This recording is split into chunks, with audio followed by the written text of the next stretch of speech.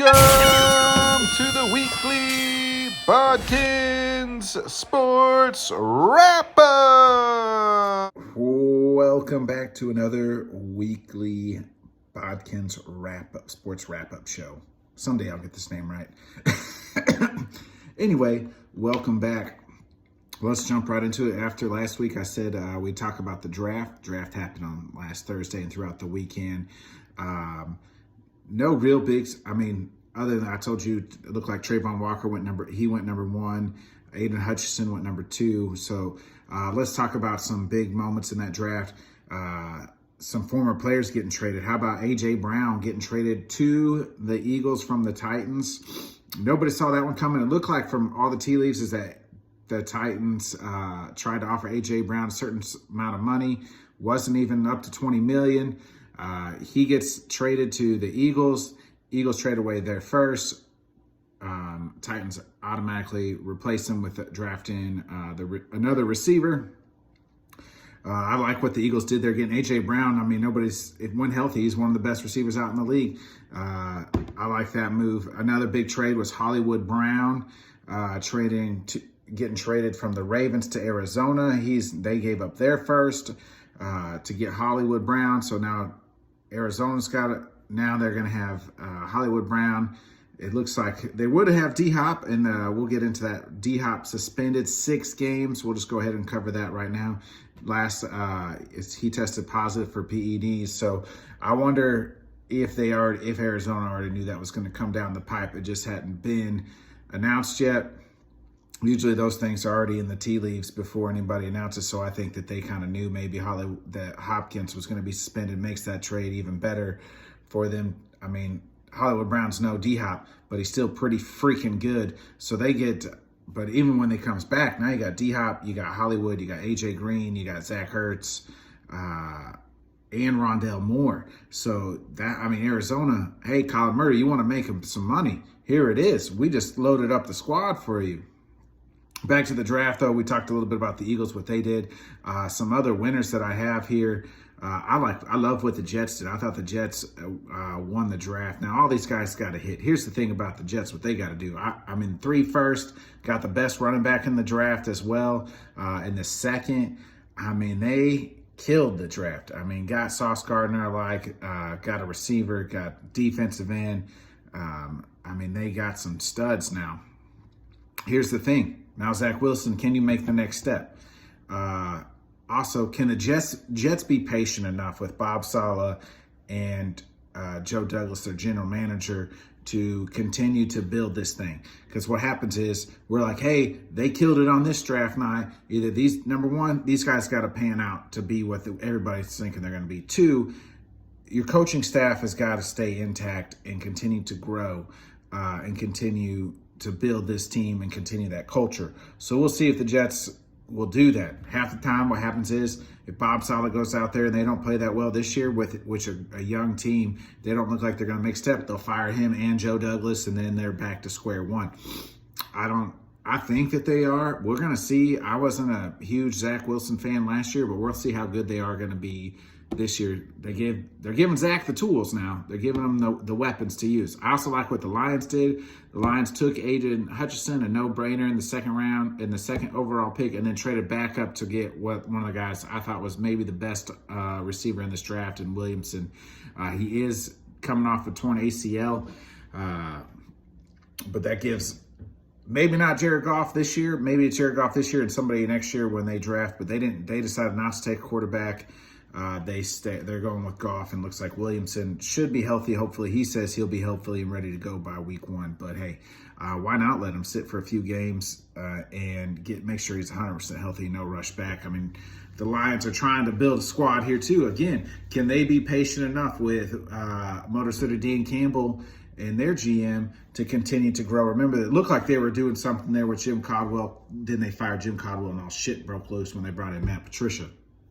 Be patient. If you feel like these are the right guys, the Lions still don't have a quarterback. I don't think Goff is the answer, but maybe next year when there's a new crop of youngsters, look at Bryce Love or Stroud from Ohio State and Alabama to maybe go to the Lions next year. So I like that. And I think most teams took that approach. Hey, there's better quarterbacks next year coming in the league that will have rated higher. There wasn't very many. Kenny Pickett was the only quarterback taken in the first round to the Steelers, which I did like that pick by them, simply for the fact that Pittsburgh, the University of Pittsburgh, works in the same building as the Pittsburgh Steelers. So they knew Kenny Pickett, knew all about him, know all the ins and outs, have seen him go to work. So I did like that pick for the Steelers because he's the most ready quarterback, and that's probably the most ready team to have that needs a quarterback to get them over the hump, because they're a playoff team with a playoff team, and they just needed a quarterback. Now maybe Mitch will be that guy, but I think I did like that pick. Some of the losers I didn't really like what the Lion. I didn't like what the Patriots did. Ryan Tannehill. This is why I say he's a loser. They traded his number one guy, AJ Brown, and then they drafted Malik Willis in the third round. So this is a prove it year for Tanny. Maybe this is his last year while Mark Willis they evaluate Mark Willis and get him ready, see where he's at. But hey, we'll see what happens. So I had them down as a loser. Jalen Hurts, we just talked about the Eagles. He's not really a loser right now. He's a winner. But the Eagles are giving him all the opportunity, giving him tools, saying, hey, this is it, kid. Here's the cool keys to the kingdom. Here's the keys to the Ferrari. Can you drive us to the promised land? Well, if he can't, he'll probably be out, and they'll be looking for a quarterback next year. Another loser, I thought the Browns. The Browns still stayed stuck with Baker Mayfield and his contract. Looks like Baker's done. Like, they don't know what to do. Nobody traded for him. So are they just going to wait till a veteran gets hurt, maybe in minicamp preseason, and then go from there? We'll see. Outside of the draft, the Saints signed the Honey Badger, Tyrann Mathieu, to a 3-year, pretty good sized deal. He'll be now playing for the Saints, who are going to be trying to, now that Drew Brees, Sean Payton's gone, looks like Jameis Winston. Can that team go? I liked what they did in the draft as well. They got Olave to go with Mike Thomas. We'll see what happens with Alvin Kamara. Remember, he got in trouble for beating up somebody early on in the offseason, Pro Bowl. So we'll see if they're going to suspend him. Right now, nothing's happened with that. So they'll have some good weapons. Now that defense is still pretty stout. We'll see what the Saints do in the new era, the Sean Payton-less, Drew Brees-less era. That pretty much kind of wraps up our just a little tidbit of there, the draft. Kind of liked what, those are kind of my winners and losers of the draft and the last knowledge. Still some big free agents out there. We talked about Odell still out there, Jarvis Landry. They're still out there as well. We'll see what happens with them. A couple guys that I think they could read the tea leaves, like, hey, I'm probably going to get traded because my team just drafted a new guy or is ready to move on. So we'll see. NBA playoffs, I nailed it all down. I had their games wrong, amount games wrong, but I had every team right, advancing to round 2. So let's talk about round 2 real quick. Last night let's talk about Sunday. Was it Sunday? Yes, Sunday. Celtics got blown out by the Bucks in the second round matchup so far. I do think the Celtics, I got the Celtics coming out of the East. I still think the Celtics win. I got them in 7. They're playing the Bucks. They're down 0-1 right now. Game 2 is tonight. No Marcus Smart for the Celtics. What do they got to do to win Game 2 tonight? They got to shoot better. They didn't shoot very well in Game 1. Somebody's got to play better defense on Giannis. Giannis is the best player on the court, but I still think as a collective whole, I like the Celtics as better than the sum of the parts is, I like them better than I like just Giannis and his gang. I do like the Celtics as a whole to play better. They got to shoot better, and I like the Celtics winning Game 7. That game 2's tonight. let's see if the Celtics can rebound and even up that series. Also tonight and then on Sunday, we saw the Warriors take game 1. Draymond got kicked out. Can't even freaking foul hard anymore. It's a playoff foul, man. It gets a flagrant 2. They kick him out. I think it's just because it was Draymond. Had it been anybody else, they probably don't kick him out.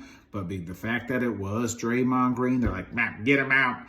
It was a hard playoff foul. He did grab the guy by the jersey, but he was like falling. So I think he was just trying to grab and like stop himself from falling. The guy fell down. Draymond gets flagrant 2. But Warriors win game 2. I like the Warriors. I've said all the way, I like the Warriors to win the West.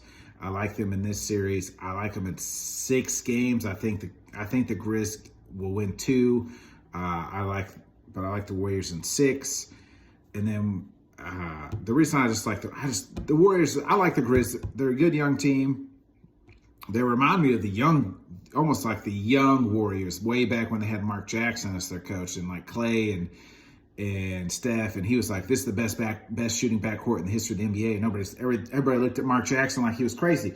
Actually, he was damn right. He was like making the prediction a year earlier than everybody else would make it. So that's kind of what the Grizzlies remind me of. This is this young, scrappy team, but they're going to have to, they haven't been there and done that. And these Warriors, Draymond, Clay, even Kurt, Steph, a couple other guys, they've been there and done that.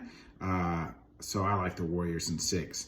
And then last night's games, we saw the Heat blow out the 76ers. And unless Embiid comes back, Embiid has to come back with the quickness. Like Embiid's going to have to come back and play. He's out game 2. He's going to have to play game 3, or it's going to be over real quick for the 76ers. James Harden looks fat, slow, can't get by nobody, and he don't have it. I mean, just like that. Father Time comes get you real fast, and I think he came and got James Harden. The good James Harden might still be at the strip club, but the shitty James Harden is now playing in Philadelphia. He's not what he was, folks. I mean, too much miles on him all them times in Houston. And Miami's too good defensively, too good offensively. Especially with Joel Embiid out, and that's what that game 1 showed. They blew out the 76ers last night. My caveat is this: depending on how many games, it's going to be a gentleman's sweep if Embiid doesn't play at all. If Embiid is out and he doesn't play games, if he's not back by game 3, it's a gentleman's sweep. And if you don't know what a gentleman's sweep is, that's 5 games, folks. I like a gentleman's sweep for the Heat to advance to the Eastern Conference Finals to play the Celtics. And the other other series out west, we have the Suns and the Mavericks. The Suns put it on the Mavs early. It looked like Doncic, I fell asleep, but Doncic came back and had a nice little triple-double. Got his team within striking distance, but they still lost. And here's the thing. Those Doncic, the others has got to play better for the Mavs to even have a chance. I like the Suns in 6. So I got Suns and Warriors in the wet advancing, and I got Celtics and the Heat advancing to the Eastern Conference Finals. We'll see how it all plays out. I'm sure round 2 will still be going by next week, and we'll kind of talk about where those series are at and evaluate from there. But hey, that's what I like so far. Then we got not too much in baseball happened. How about yesterday though? Robinson Cano cut from the Mets. They still owe him 2 years, $40 million per year. So I mean, and he got cut.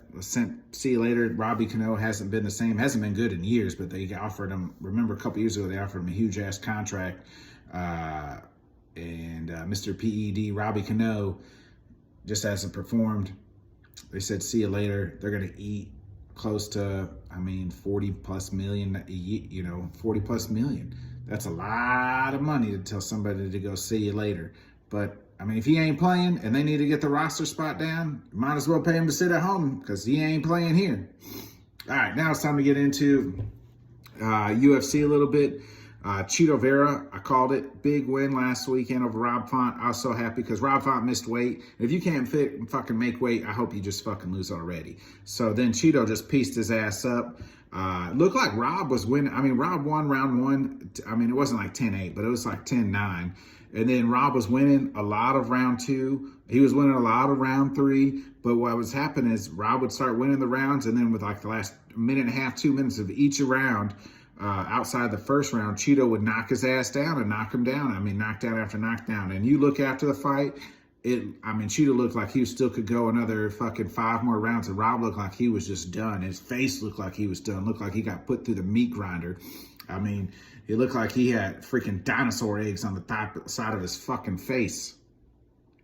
Now let's preview a little bit of UFC 274 this weekend. Huge card. I think it's going to be one of the better cards of the year.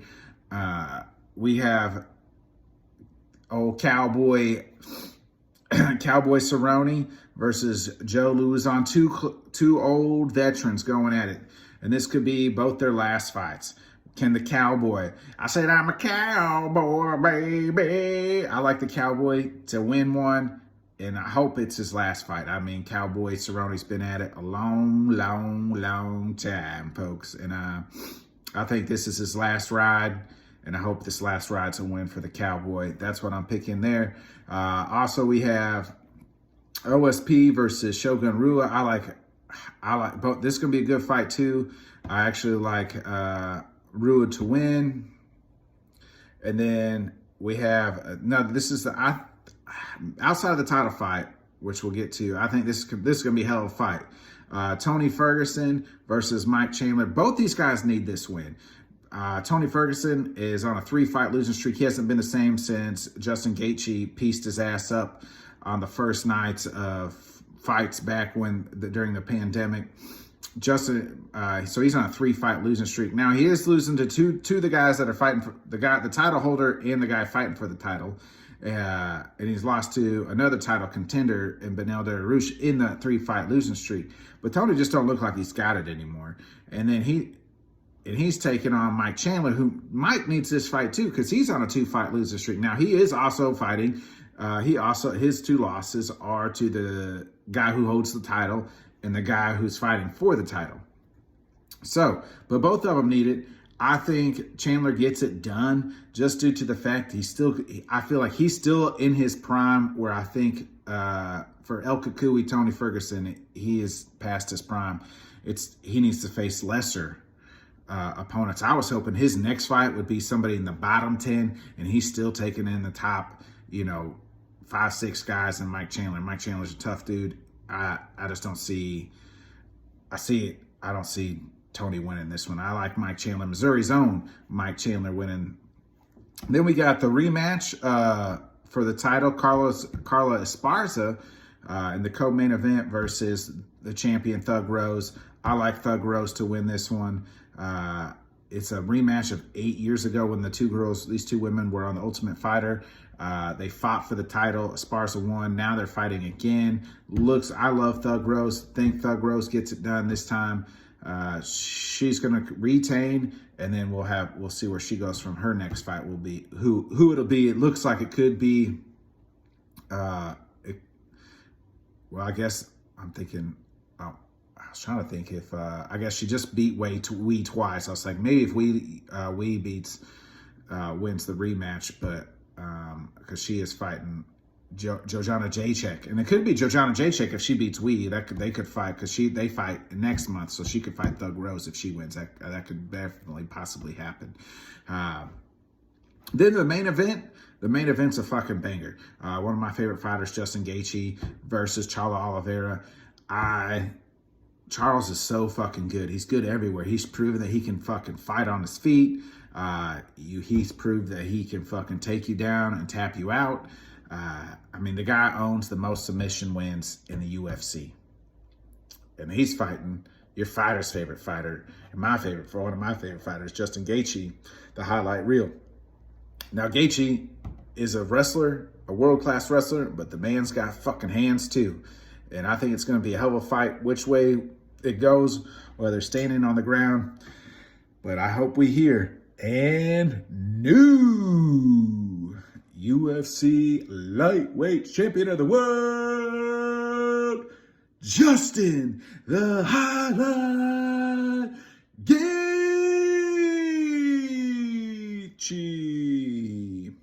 But don't bet the farm on it, because like Charles Oliveira is a bad, bad man. Anyway, that pretty much concludes this week's wrap-up show. Make sure you like, comment, subscribe. If you got any questions, put it in the comment section. We'll answer them. I'll try to answer them the next show, or if you got something you want me to talk about. Hope you all have a good week. We'll see you next time.